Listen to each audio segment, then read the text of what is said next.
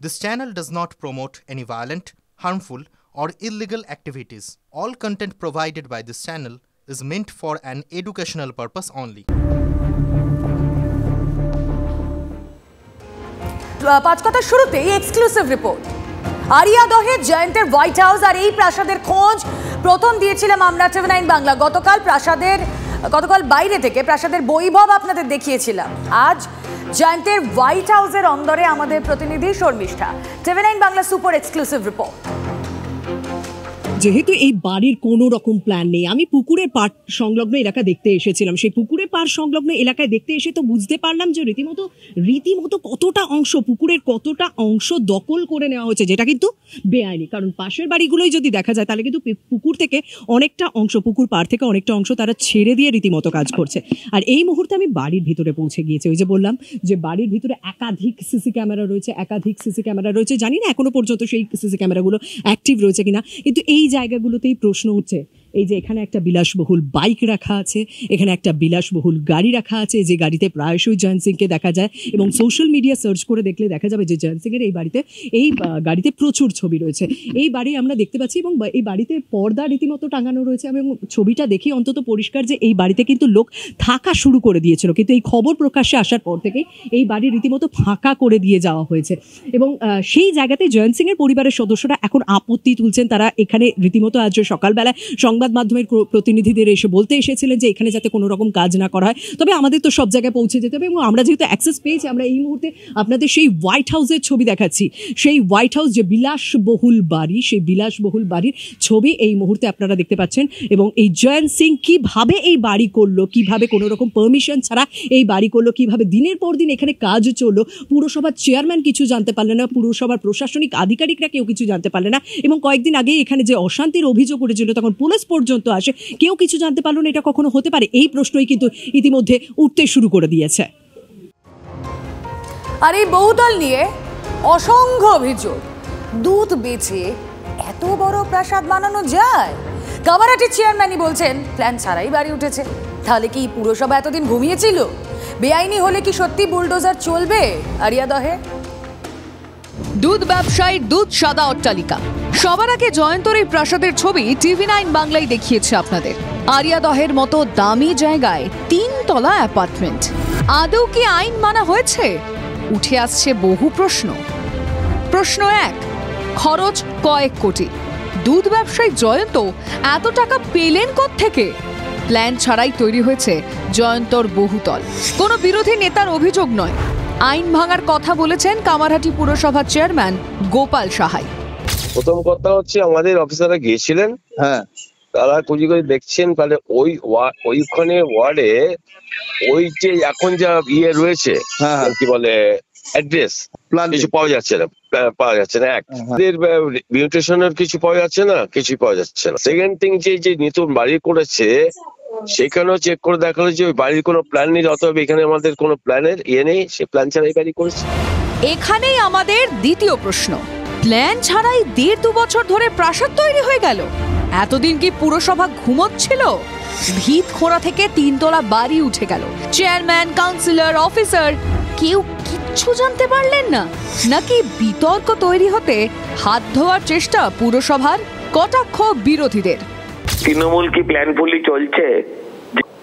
এর নামই তো তৃণমূল। যে এত বড় বাড়ি কি করে হলো? হ্যাঁ, এই কদিন আগে ওর খাটাল ছিল, আর কোথায় চিমটি দিয়ে টানবে, কাকে উল্টে বাঁশ পেটা করবে, কার বাড়িতে ঢিল মারার নিদান দেবে, সে আবার কার কাছ থেকে পারমিশন দেবে? এরা তো বেতাজ বাদশা। অভিযোগ আরো। প্রশ্ন 3, পুকুর ভরাট করেই কি বহুতল তৈরি? উত্তর রয়েছে ছবিতেই। বাড়িটি যেখানে গড়ে তোলা হয়েছে তার পাশেই একটি রয়েছে পুকুর। আমার সহকর্মী অমিতকে বলবো একটু দেখানোর জন্য।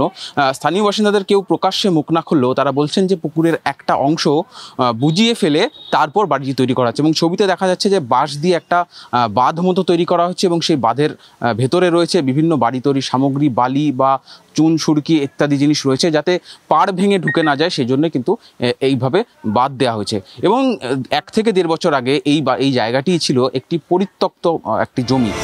জয়ন্তর বিলাসের শেষ এই বহুতলেই নয়, বাড়ির মধ্যে দামি গাড়িও। দাম জানেন? 14 থেকে 20 লক্ষের মধ্যে।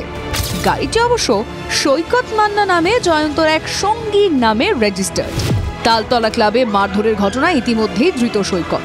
স্পষ্টতই সর্বত্র জয়ন্ত গ্যাংয়ের কারবার। স্থানীয় মানুষজন বলছেন যে এই পরিবারটি দীর্ঘদিন ধরেই তাদের এই চায়ের দোকান রয়েছে, কিন্তু চায়ের ব্যবসা করে বা চায়ের দোকান চালিয়ে এত দামি গাড়ি কেনা কি আদৌ সম্ভব?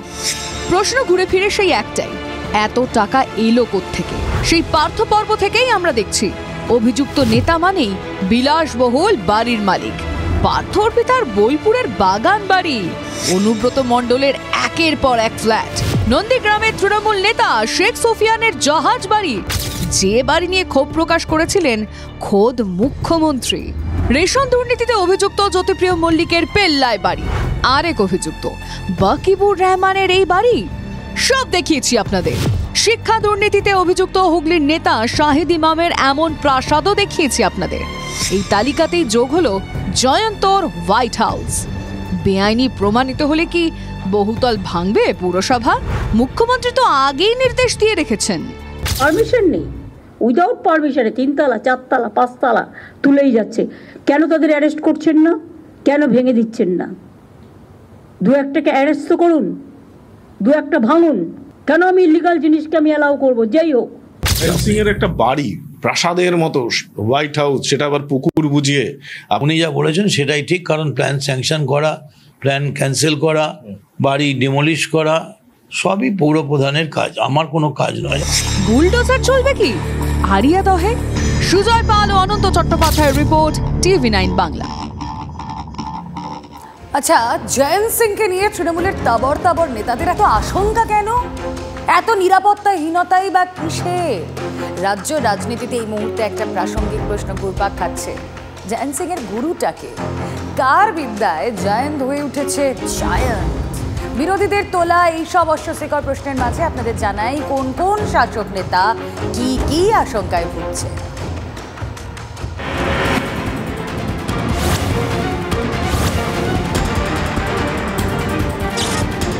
আরিয়াদহের জয়ন্ত সিং গ্রেপ্তার হতেই সামনে আসছে একের পর এক ভিডিও।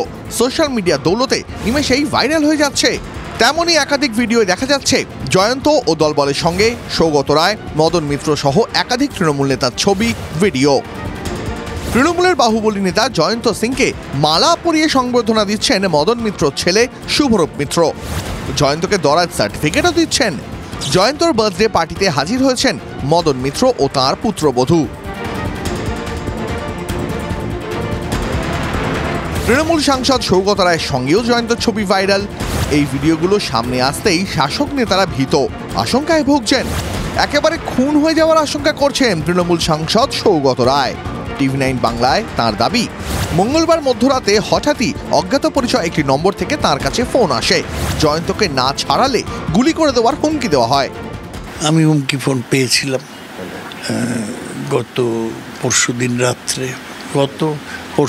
রাত্রে ওই রাত্রি 3টের সময় ফোন করে বললো জয়ন্ত সিংকে না ছাড়ালে গুলি করে দেওয়া হবে, আমি যদি আড়িয়াদহে যাই তাহলে গুলি করবে। তাকে এখনও ট্রেস করা যায়নি। আমি পুলিশ কমিশনারকে বলেছি যাতে ওরা ট্র্যাক করে। শুধু সৌগত রায়ই নন, গণপিটুনির আশঙ্কা, নিরাপত্তাহীনতায় ভুগছেন তৃণমূলের আর এক হেভিওয়েট মদন মিত্র। মমতা বন্দ্যোপাধ্যায় আছেন বলেই আমরা আছি। আমি তো ঠাকুরের কাছে প্রার্থনা করি মমতা ব্যানার্জি রাজত্ব থাকতে থাকতেই যেন আমরা মরে যাই, কারণ তারপর মমতা ব্যানার্জি না থাকলে আমাদেরও পিটিয়ে মারবে। আমার তো ভয় লাগে এই গুন্ডাদের বিরুদ্ধে মুখ করতে গিয়ে একদিন আমাদেরই উপর গণপিটুনি হয়ে যাবে। শুধু কি তাই, জয়ন্তর বিরুদ্ধে এবার কামারহাটি পুরসভার একের পর এক প্রাক্তন তৃণমূল কাউন্সিলর ফোঁস করে উঠছেন। আতঙ্কে কামারহাটির প্রাক্তন কাউন্সিলর সুবীর বোস। অভিযোগ, কাউন্সিলরের বাড়িতে হামলা চালিয়েছিল জয়ন্ত গ্যাংই। মুখ্যমন্ত্রী বিষয়টি দেখার দায়িত্ব দিয়েছিলেন ফেরহাদ হাকিমকে, তাও সুরাহা হয়নি। ওই যে বলেছিলাম নেত্রীর কাছে গিয়ে অভিযোগ জানাবো, এই খবরটা কোনোভাবে কেউ ফাঁস করেছিল। সেই খবরের ভিত্তিতে কেউ হয়তো আমার বাড়িতে আমাকে ভয় দেখাতে পাঠিয়েছিল। মুখ্যমন্ত্রীকে জানিয়েছিলাম, উনি সব শুনেছিলেন। সামনেই ববি হাকিম ছিলেন, ওনাদেরকে বললেন কামারহাটির কাউন্সিলররা এসছে, ওদের বক্তব্য শুনে তোমরা যথাযথ ব্যবস্থা নাও।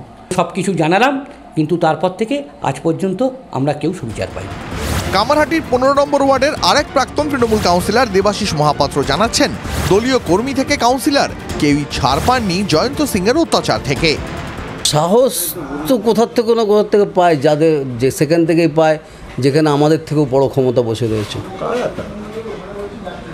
কারা তারা তো ওই এলাকার জনগণ সবাই জানে, কারা তারা আলাদা করে নাম বলার দরকার নেই, যে নাম সবার মনে পড়ছে ওই নামটাই। ফেসবুকের টাইম লাইনে চলে যান, আমার এদের এমএলএ এমপিদের টাইম লাইনে দিয়ে দেখুন কার সাথে কি করছে। কাউন্সিলরের বাড়িতে তালা দিয়ে দিয়েছে রাত্রির 1টায়। কাউন্সিলরের তাই বক্তব্য, সুবীরের বক্তব্য তাই, যে আমার বাড়িতে এরাই তালা দিয়েছে। এই জয়ন্তরা কেন করেছে, তাতে কোথাও একটা অসুবিধা হয়েছে আমাদের লড়াই। প্রশ্ন তো উঠবেই, আরিয়াদহে জয়ন্ত গ্যাংয়ের এত ক্ষমতা কার মদতে? এতদিনে কেন নীরব দর্শক ছিল পুলিশ? বিরোধীদের অভিযোগ, বিপাকে পড়েই এখন নেতা গুন্ডাদের থেকে দূরত্ব তৈরির মরিয়া চেষ্টা করছেন হেভিওয়েটরা। উত্তর 24 পরগনা থেকে অনন্ত চট্টোপাধ্যায়ের রিপোর্ট, TV9 বাংলা।